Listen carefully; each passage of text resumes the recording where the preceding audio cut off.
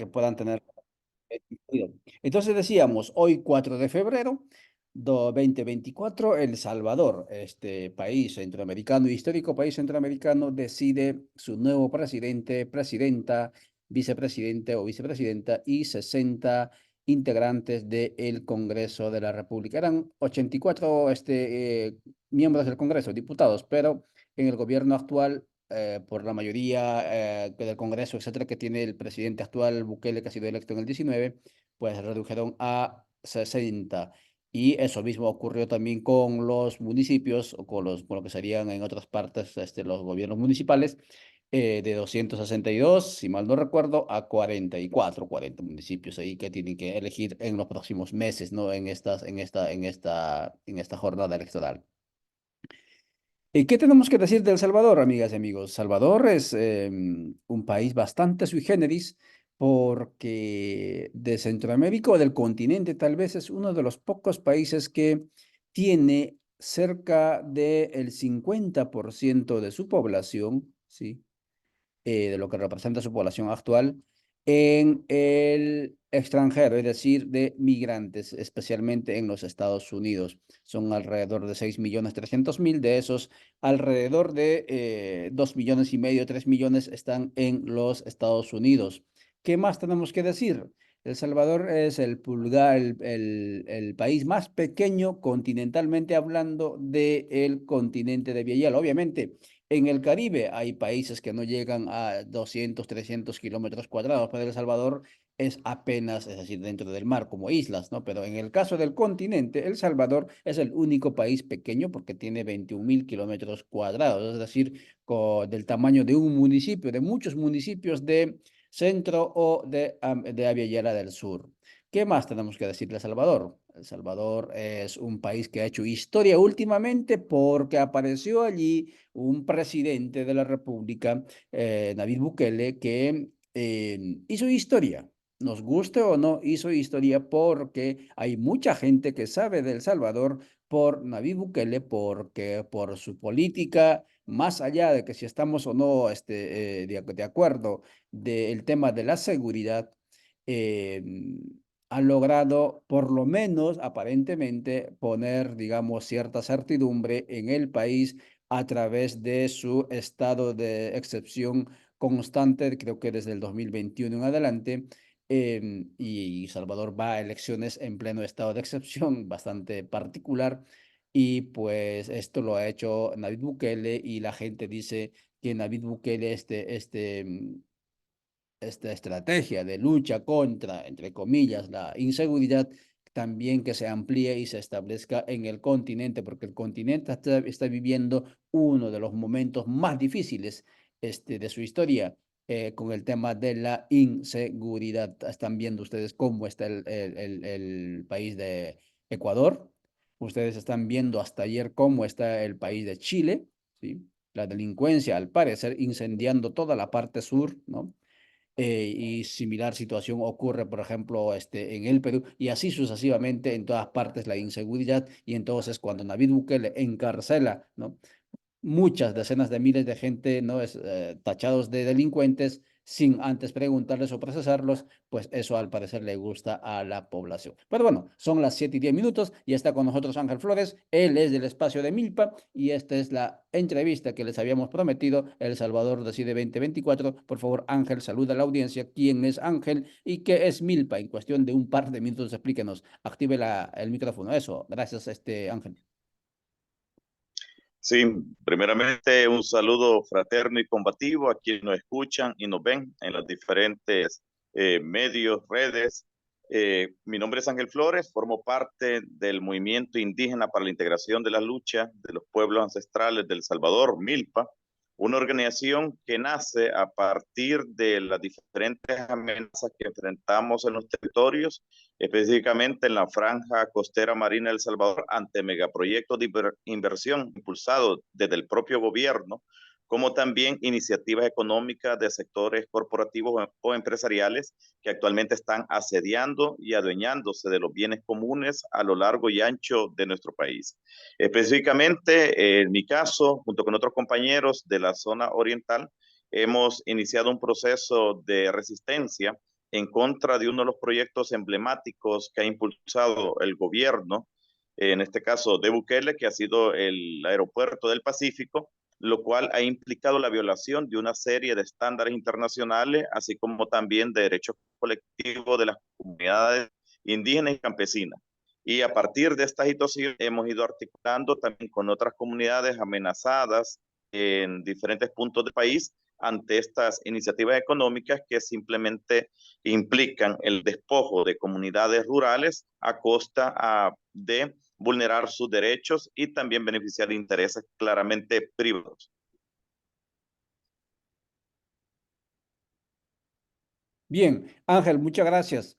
Entonces ahí estamos con Ángel, uno de los actores desde el espacio de lo que llaman sociedad civil, o lo que llamaríamos, si acaso, no sé si es el término por allá, movimientos sociales, frente al avance del neoextractivismo y el neoliberalismo en El Salvador. Ojo, antes de entrarle a esta entrevista, tenemos que indicar que El Salvador no está decidiendo fuera del espectro del neoliberalismo. ¿Sí? Los 6 candidatos que están disputando en este momento las presidenciales son básicamente neoliberales, neoliberales entendido ese proceso de despojo violento, de acumulación violenta del capital, no importa en qué territorio. Ángel, si tuvieras que hacer una valoración resumida del proceso electoral, si nos podrías plantear 2 o 3 ideas, ¿qué ideas nos quisieras compartir con nosotros de este proceso electoral en El Salvador? Muy bien, yo creo que en nuestro país, inclusive el hecho que existe una reelección de Bukele ya implica una grave violación a la Constitución de la República, lo cual desde ahí plantea de que claramente no respeta los marcos democráticos, tanto en nuestro país como también reconocidos a nivel internacional, y viene a ser prácticamente una forma de garantizar la continuidad y profundización de las políticas neoliberales y extractivistas en nuestro país. Entonces las elecciones, en este caso el presidente, hoy candidato nuevamente Bukele, ha dejado plasmado inclusive sobre cómo requiere no solamente de la presidencia, sino también de una asamblea legislativa tal y cual se ha mantenido servil y dócil a sus intereses. En ese sentido, dentro de esta democracia, que igual nosotros la categorizamos como la democracia burguesa, porque no es una democracia para la clase trabajadora, sino que los procesos electorales siempre han representado la continuidad de los intereses de los grupos poderosos de nuestro país a lo largo de la historia. Es decir, en este caso, las elecciones no implicarían un cambio real en función de la clase trabajadora porque nunca lo han significado. Y por otra parte también nosotros planteamos lo siguiente, que los sueños de la clase trabajadora no están en las urnas. Pero en esta ocasión hay que entender que el carácter cada vez más profundo de dictatorial que está tomando el gobierno y que vamos en vías a ello, se le ha facilitado durante este último periodo presidencial debido a que tiene una asamblea legislativa que es sumamente dócil y aprueba de forma expedita diferentes normativas que afectan a la mayoría de los sectores populares, como la ley de expropiación, la ley de integración del comercio agropecuario, ley especial para zonas tecnológicas de El Salvador, que son leyes que al final posibilitan el despojo de la tierra, del agua a las comunidades y al mismo tiempo beneficia a los sectores empresariales de nuestro país. Es decir, si bien en los diferentes gobiernos se garantiza como ciertos grupos empresariales sus intereses. En esta ocasión los sectores hegemónicos que siempre han existido están cumpliendo sus proyectos neoliberales como nunca se había hecho. En ese sentido, nosotros hacemos, en este caso, caracterizamos que este tema de continuar bajo ese control, tanto en la Asamblea Legislativa y también a nivel presidencial, implicaría continuar con todo este plan encaminado a precarizar las condiciones de vida de los trabajadores en función de los intereses de acumulación de riqueza, ¿va? En este caso de los sectores empresariales.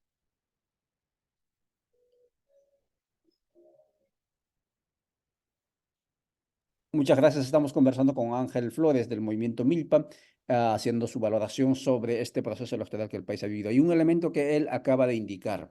Amigas y amigos que nos están siguiéndonos, estamos transmitiendo en Rondas Campesinas de Perú, estamos transmitiendo también al Carajo.org de Colombia, transmitimos también en Unidad Popular del Perú, estamos saliendo también en Minca Comunicaciones Argentina y obviamente aquí por Guatemala estamos transmitiendo a través de Codeca Guatemala, Juventud Plurinacional, Radio Victoria, La Voz de los Pueblos, obviamente estamos transmitiendo allí. A nuestra audiencia explicamos.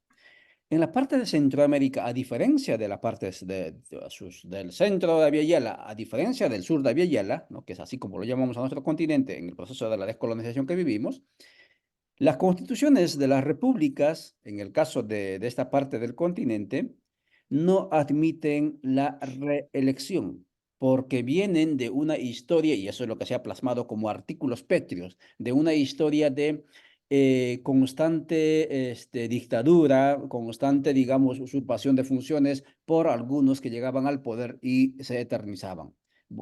Ahí podemos hablar de Ubico en Guatemala, y etcétera. Ahora bien, se estableció en la Constitución entonces como artículo pétreo esta prohibición constitucional de la no reelección. Ocurre en Honduras, ocurre en Guatemala, ocurre en Nicaragua, ocurre en El Salvador, etcétera. Pero en El Salvador, escuchen bien, utilizando el gancho de la sentencia de la resolución del Tribunal Constitucional, que por cierto ha sido puesto cinco miembros, cinco integrantes de este tribunal, de esta corte, por diputados de Nayib Bukele, aprovechando esa interpretación de la Constitución, de esos artículos pétreos que dice que no se pueden cambiar, no se pueden modificar ni siquiera con asamblea constituyente. Nayib Bukele rompe lo establecido en la Constitución. Creo que son como 8 artículos donde habla, 8 o 6 artículos donde habla de que no puede ir alguien que esté en función de gobierno, en este caso como presidente, no puede ir a la reelección, ¿sí? Pero aprovechando de esta sentencia que tiene rango inferior a la Constitución, eh, Nayib Bukele va a la reelección, ¿sí? Triste esto porque si el presidente es el principal, el primer dignatario, si podemos decir, el primer ciudadano del país, rompe la Constitución y se premia, si seguramente con el triunfo que le van a dar hoy, se premia esa inconstitucionalidad, esa ilegalidad, ese delito contra la Constitución, ¿qué podemos esperar entonces mañana del resto de la ciudadanía? Y entonces ese es un punto importante. En Honduras ocurrió lo mismo, ¿sí? Juan Orlando Hernández llegó a la presidencia, rompió el texto constitucional, incluso le hicieron el golpe de Estado a Zelaya cuando dijo, vamos a consultar si podemos o no cambiar esta parte de la reelección para que puedan reelegirse las siguientes, y que hicieron los que estaban supuestamente defendiendo la Constitución, juntamente con Estados Unidos, empujaron el golpe de Estado y Orlando se quedó en el poder, ¿no? Después que hubo elecciones, y rompiendo la Constitución, ¿sí? Y luego que terminó, digamos que estuvieron como 10 años allí él, 8 años, Estados Unidos se lo llevó preso, ¿no? Nicaragua también rompió ese principio, a este todavía no lo llevan, ¿no es cierto?, al presidente de Nicaragua, también se rompió ese artículo pétreo de la Constitución que dice no se puede reelegir. Por lo tanto, la Constitución entonces está de más en estas repúblicas. La otra cuestión entonces, Ángel, es em, ¿qué expectativas hay en este proceso electoral? Bien, ya decías, ¿no?, que Bukele tiene casi todo el control económico, ¿no?, comunicacional, pero también de las instituciones. Pero ¿qué expectativas, qué posibilidades tienen los otros 5 candidatos que disputan invisiblemente o desde el anonimato prácticamente, porque no han hecho campaña o no se ha visto? Sí, correcto. Sí, realmente, tal como lo analizamos como organizaciones desde la población civil, estas elecciones simplemente es un trámite más de continuidad del poder de Bukele. Por tal razón, inclusive a nivel respaldo, a partir de todo el aparataje que tiene el presidente, en el caso de la figura de Bukele, ¿va?, desde la presidencia, donde ha utilizado inclusive las mismas instituciones públicas para mantenerse presente, en este caso de manera mediática, dentro de la población salvadoreña, y también a través de toda una estructura a nivel de redes sociales, youtuber, personas que al final van reforzando esa imagen que él quiere mantener dentro de la población. Eso genera que tenga un gran arrastre todavía dentro de la población salvadoreña, a partir de todo ese proceso de propaganda y también el proceso de desinformación que se tiene, donde inclusive sobre el tema de la transparencia, sobre el manejo de las arcas del Estado, hoy ha sido prácticamente nulo, ¿va? Si bien siempre ha sido difícil a lo largo de la historia de El Salvador, hoy es mucho más complicado en ese sentido, y eso le permite lo que es posicionarse en el imaginario colectivo como una figura, ¿va?, que está resolviendo problemáticas como fue el tema de la violencia, de la delincuencia, pero que hoy inclusive el tema económico, vemos como cada vez el nivel de pobreza va aumentando en El Salvador y cada vez se va agudizando más en ese sentido, ¿va?, donde ya el problema fundamental que enfrentamos como pueblo salvadoreño viene a ser el tema económico, ¿va?, es decir, la precarización de nuestras condiciones de vida. Entonces, en ese sentido, yo creo que este gobierno sabe, Bukele sabe que es necesario un periodo, varios periodos más inclusive. Sabemos que después de esto vienen inclusive reformas a la Constitución de la República, de ir generando todos los mecanismos que le permita perpetuarse más en el poder, para poder seguir con ese proceso de reorganización del enriquecimiento que está habiendo en el país para los sectores empresariales a los cuales él representa y también los sectores empresariales que históricamente han estado detrás del poder en El Salvador. En ese sentido, prácticamente el resto de candidatos es nulo lo que es la capacidad que puedan de enfrentarse a Bukele, ya que inclusive las condiciones de participación han sido totalmente desigual, donde se ha generado las condiciones para que no puedan ni tener ni la capacidad financiera, económica, de poder estar presente, por ejemplo, para divulgar, digamos, sus planteamientos. Lo que se lamenta en este sentido es que a pesar de que se es consciente de esa condición tan adversa por el resto de candidatos, ellos mismos conocen muy bien eso, en vez de no reconocer, en este caso, la reelección, el lanzarse nuevamente como candidato por parte de Bukele, el resto de partidos decide participar. Entonces, eso también nosotros interpretamos que lo que hace es darle legitimidad a algo que ya está definido, por ejemplo, los resultados que viene a ser Bukele nuevamente en el tema de la presidencia. Por otro lado, en el caso de la Asamblea Legislativa, sabemos como inclusive Bukele lo ha expresado en sus diferentes difusiones a nivel mediático, donde un diputado menos para él significaría no continuar aprobando las leyes. Entonces, estamos conscientes también que se tiene que tener una posición muy crítica, un voto crítico contra Bukele, entendiendo que no se le puede facilitar tener toda la Asamblea Legislativa para la aprobación de forma expedita de leyes. En ese sentido, nosotros como organizaciones, también dentro del movimiento indígena, desde la clase trabajadora, hacemos el planteamiento de hacer un voto crítico contra Bukele, pero sin que esto signifique un respaldo hacia la oposición, en este caso del buquelismo en El Salvador. Entonces hacemos ese llamado entendiendo en que no se le puede permitir que tenga el control de la Asamblea Legislativa, porque eso va a facilitar mucho más los procesos de despojo que se está realizando y la vulneración de derechos también laborales hacia los sectores de la clase trabajadora de El Salvador, y también sobre cómo cada vez se violentan los derechos colectivos de las comunidades indígenas y campesinas. En ese sentido, a la par de esto también hacemos un llamado a que debemos de seguir como pueblos ancestrales, como clase trabajadora, en la construcción de un instrumento político que realmente represente nuestros intereses. Como muy bien lo mencionabas, en este caso, todos los partidos políticos responden a una agenda neoliberal.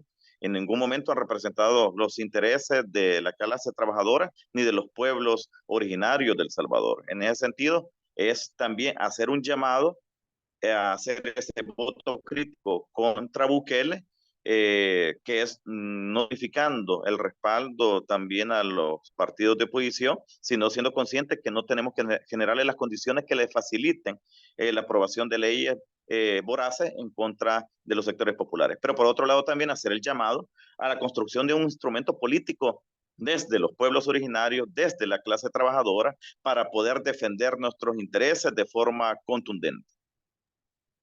Estamos conversando en esta mañana a través de Radio Victoria y otros canales con Ángel Flores de Milpa a raíz justamente de El Salvador Decide 2024. Más de 6 millones de salvadoreños de este país pulgarcito del continente en cuanto a tamaño, pero en cuanto a voluntad, pues es uno de los gigantes. Está decidiendo quién será su siguiente presidente, presidenta y sus siguientes 60 diputados. Decíamos que David Bukele va contra lo establecido en la Constitución y además utilizando todo el aparato, digamos, financiero y maquinaria del Estado para hacer campaña e imponerse sobre los otros cinco. Y obviamente, según las últimas encuestas, al parecer de los 60 diputados, al parecer va a tener el 80, el 90% de diputados. O sea, se lo va a llevar prácticamente todo. Es decir, como dice este Ángel, va a ser o es prácticamente una suerte de plebiscito al gobierno de Nayib Bukele porque la gente está contenta en El Salvador porque no hay pandillas en las calles, porque supuestamente la corrupción se disminuye, porque ya no van a ser 262 municipios, sino ahora serán 42, 44 municipios, porque esa es la reforma que hizo Bukele, ya no serán 84 diputados, ahora serán 60 diputados, etcétera. Pero la pregunta, estimado Ángeles, ¿cómo llegamos en El Salvador a esta situación? Porque prácticamente es digamos, es la concentración del poder a una sola persona, ¿no? Utilizando, digamos, incluso la misma gestión del cuerpo, el mismo lenguaje, el mismo modo de hacer diferente, digamos, el uso de la comunicación. ¿Cómo llegamos a esa situación? ¿Cómo se llega en Salvador? ¿Cómo se explica eso? ¿Por qué? Pues la muerte de los partidos políticos, la muerte de la alternancia en el poder, etcétera. Ujú. Sí, entender, por ejemplo, cómo llegó Bukele al poder y cómo se fue cada vez cooptando diferentes entidades democráticas, si lo podemos llamar así, del Estado salvadoreño, tiene que hacerse un análisis histórico, ¿va? También. Es decir, simplemente es una continuidad más de todo los intereses de los sectores poderosos y económicos del país. En ese sentido, podemos ver que Bukele simplemente es el engendro tanto de los gobiernos de Arena durante sus 20 años como también durante los 10 años del FLN. Es decir, Bukele no era llegado al poder, sino era sido por los gobiernos tal y cual como lo ejercieron Arena y el FMLN. Es decir, donde se implementaron políticas neoliberales a finales de la época del año 80 que fueron empobreciendo a los sectores de nuestro país y al mismo tiempo, bueno, en este caso cuando Arena llega al poder, empieza toda una serie de privatizaciones que fue empeorando las condiciones de vida de El Salvador a tal punto que eso generó el tema de la migración hacia Estados Unidos y hacia otros territorios también del planeta. ¿Va? Otro aspecto también que es fundamental entender es que todo este proceso también que se viene a concatenar o profundizar durante esos periodos de inicio neoliberal es en el tema de la desigualdad social, es decir, la desigualdad donde cada vez hay un proceso de acumulación de los medios de producción por parte de unos de los sectores dominantes a costa de despojar a los sectores populares. Ese proceso de desigualdad fue lo que también fue generando situaciones de violencia, el tema de las pandillas en nuestro país. Entonces, a ese proceso de despojo de aplicación de medidas liberales, también se da el tema del papel que jugó el FMLE durante su gobierno, donde no solamente no frenó la implementación de políticas neoliberales, sino que profundizó las mismas, donde cada vez igual los sectores empresariales eran capaces de poder tener en la agenda pública sus intereses a través de la población de leyes como la ley del asocio público-privado o como inclusive el carácter más capitalista, como fue la propuesta de ley que realizó durante el último periodo del FMLN a través de su ministra de Economía, donde planteó la propuesta de ley de la Zona Económica Especial del Oriente del Salvador, que es la expresión más capitalista que puede haber. Entonces, estamos viendo que todo ese tema de precarización de las condiciones de vida y también a la par los procesos de corrupción que se dieron donde se desviaron recursos del Estado para favorecer aún más a estos sectores y también a la burocracia, a los funcionarios que estaban dentro del Estado salvadoreño, generó un descontento sumamente fuerte dentro de la población, el cual aprovechó Bukele. Y entendiendo que Bukele igual viene de los mismos partidos a los cuales él criticó, y que simplemente ha dado continuidad a esa misma agenda neoliberal, claro, que acompañado de toda narrativa que cala en el sentir de la gente o que ha ido calando en el sentir de la gente, primero en lugar sobre descontento de los partidos que antecedieron, pero también sobre elementos como el caso de la corrupción, que la gente, que dentro de la población generó un nivel de descontento muy fuerte. Entonces, esos elementos, la construcción de una narrativa, el lograr estar presente cotidianamente en el imaginario de la población a través de toda una estructura de redes sociales, así como también utilizando los medios de comunicación públicos, le facilitó en este caso, hacer que la población le respaldara y le siga respaldando para mantenerse en el tema del poder. Entonces, en el caso de Bukele, es un producto histórico, si lo queremos ver así, pero que no era sido posible sin la complicidad tanto del FMLN como ARENA en la ejecución de las políticas neoliberales y extractivistas que permitieron que Bukele llegara al poder. Entonces, algo que Bukele sumamente tiene claro y podemos ver cómo él, con el fin de que no se saque a luz, es decir, las acciones de corrupción como la implementación de estas medidas en función de los grandes sectores económicos, tanto nacionales como internacionales, ha generado todo un cerco mediático o un bloqueo de acceder a esta información.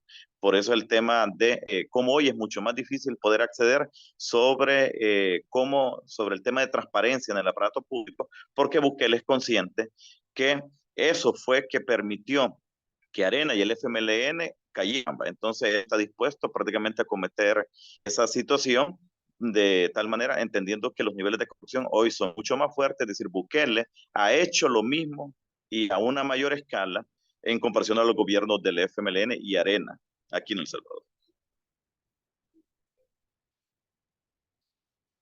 Muchas gracias, Ángel. Estamos conversando con Ángel Flores sobre este proceso electoral bastante sui generis, bastante particular que vive el país de Centroamérica, El Salvador. Un candidato que al mismo tiempo ha sido presidente, pero al mismo tiempo es candidato contra la Constitución, con todo el presupuesto, etcétera, y con todo el aparato estatal, se va a imponer nuevamente allí y ojo, con la venia, con la aceptación, con el respaldo de la comunidad internacional, específicamente del gobierno norteamericano. Escuchen bien esto. En Venezuela, ¿sí? Producto de un proceso, digamos, judicial, le dijeron a la candidata de la oposición, usted no puede en estas condiciones candidatear. Y Estados Unidos, ¿sí? Le volvió a aplicar sanciones económicas, bloqueos económicos criminales contra Venezuela. Y eso, ojo, solamente obedeciendo las leyes establecidas en el país, que la misma población lo aprobó. Pero en el caso de El Salvador, el presidente que está yendo ahora como candidato y va a ganar, ¿no? Y, y es, digamos, amigo, porque así fue como el subsecretario de Estado cuando pasó por El Salvador la última vez cuando le preguntaron, ¿pero qué dice usted de Nayib Bukele que rompió la Constitución y está yendo como ellos que lo decidan, ¿sí? Aquí nosotros no nos metemos. Esta es la actitud, la doble moral del gobierno norteamericano y de la comunidad internacional que está legitimando con que la poquita o mucha institucionalidad que haya existido en ese país y constitucionalidad vaya yéndose al trasto. Para ir concluyendo, Ángel, son las 7:35. ¿Qué expectativas tienen ustedes de aquí en adelante? Porque es evidente que en este plebiscito la gente va a decir Naid que continúe y no solamente va a tener la cantidad de diputados que tenía antes, sino va a tener incluso mucho más. ¿Cuál es el horizonte? ¿Qué es lo que perciben ustedes de aquí en adelante? Muy bien. Sí, como sectores organizados, creo que es muy importante, somos conscientes, mejor dicho, el entender que vamos a una situación cada vez mucho más adversa, donde se va a dar un cierre prácticamente total de los espacios democráticos en El Salvador, lo cual implica una unidad de acción de los sectores en lucha para la defensa de nuestros derechos y también plantearnos la construcción de una sociedad distinta, donde lo económico, lo social gira en torno a la vida y no desde la visión capitalista, ¿va? Que es el tema de generación y acumulación de riqueza. Entonces, ese es como el principal elemento donde todos los sectores organizados tenemos que unirnos. Sabemos que hay diferencias ideológicas, pero lo que está en juego aquí es simplemente la sustentabilidad y sostenibilidad de la vida en El Salvador. Es decir, cada vez va a ser mucho más adverso el estar dentro de los territorios. Las zonas rurales están siendo amenazadas con el despojo de tierra, del agua, y los sectores de la clase trabajadora dentro del sector público o privado están amenazados cada vez más en sus derechos laborales. Eso es por un lado, el estar unidos y claramente en la lucha, ¿va? Y otro aspecto es tener como tarea central para lograr esa transformación también de la sociedad, que necesitamos retomar también esas consignas que han sido muchas veces abandonadas, donde ya no, debemos de entender que no solamente es el caso de Bukele, sino que aquí es un modelo económico, social, que predomina, que es neoliberal, capitalista, patriarcal y extractivista, que está amenazando con la vida aquí en El Salvador. Entonces, ese modelo es necesario desmontarlo. En ese sentido, tenemos que tener claro que una tarea central es desmontar el capitalismo, este modelo que está cada vez poniendo en condiciones de más inviable la vida en El Salvador. En ese sentido, es necesario la construcción también de un instrumento político que nos permita, como sectores en lucha, también impulsar esa transformación de la realidad. Entonces, esas son como esas dos tareas fundamentales, el unirnos como sectores en lucha y también construir un instrumento que permita defender nuestros intereses como pueblos originarios y como clase trabajadora para abolir el capitalismo, el neoliberalismo, el extractivismo y el patriarcado aquí en El Salvador. Muchísimas gracias, Ángel Flores, por tu tiempo. Gracias por compartir con nosotros estas tus reflexiones desde el campo, desde el espacio, desde el lugar donde está ocurriendo en este momento. Ya El Salvador van corriendo ya a las urnas. Hoy deciden quién será su próximo gobernante, su próximo diputados. Y conversó con ustedes Ángel Flores a través de Radio Victoria, La Voz de los Pueblos. Quienes quieran seguir más noticias sobre esto y otros, síganos por favor en www.radiovictoriagt.com. Muchas gracias, Ángel. Nos veremos próximamente y nosotros en cuestión de 1 hora y 20 minutos, cuando marque el reloj a las 9 de la mañana, volveremos con el informativo plurinacional GT Voces desde los Territorios y por supuesto que habrá también otra voz desde El Salvador reportándonos lo que está ocurriendo allá. Hasta entonces, chao, chao.